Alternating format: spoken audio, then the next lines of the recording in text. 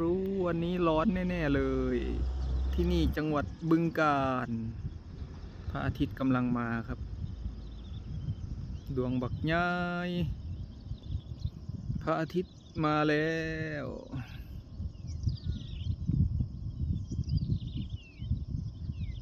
สปป.ลาว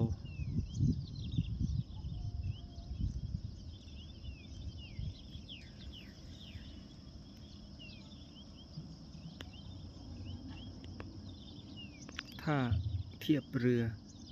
ฝั่งสปป.ลาว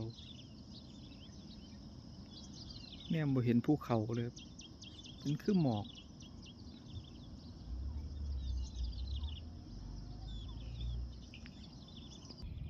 จังหวัดบึงกาฬนี่มา2 รอบแล้วเด้ครับ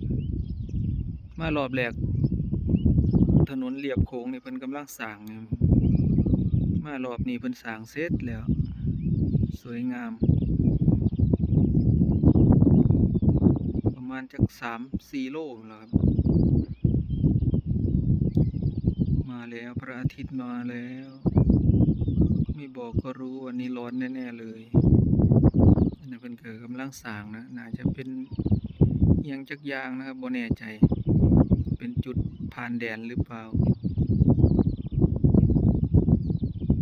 เป็นคล้าย